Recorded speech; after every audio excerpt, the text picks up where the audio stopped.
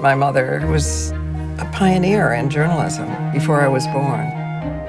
But she just couldn't make it all work together, to be the perfect wife and mother and to have a pioneering career at the same time. She had what was then called a nervous breakdown, which made it difficult for her to keep her newspaper job. She just couldn't function. And she would always leave the radio on. 1370, the voice of Toledo. It's the only sound in the apartment.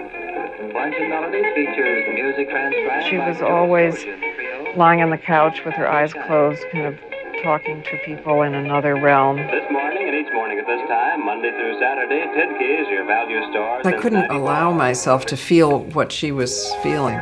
So in many ways, she became someone to take care of more than she was my mother. And I got to be very good at learning how to detach. It was extremely depressing and scary, very scary. To be a child taking care of an adult is very, very scary. My father was long divorced from my mother when we'd been in a car accident in Orange County in California.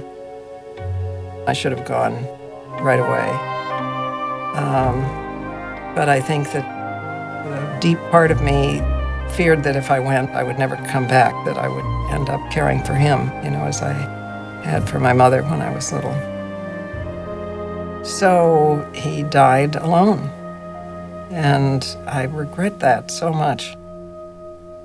I really regret that.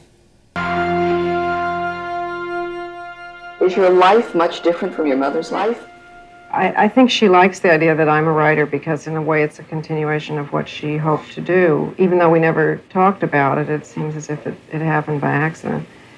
I wish very much I could give her choices over again. She was living with my sister in Washington all the many years, before she went into a nursing home. I mean, she was still with no support, no companionship, no nothing. And I so regret, that I wasn't more of a companion to her.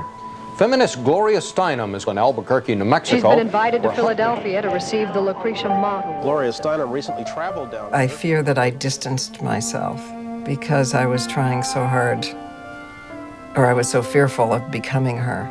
My sister called me, and it was clear that my mother was, in her last few days, I guess, so I was sitting with my mother, and she kept saying that she wanted to go home.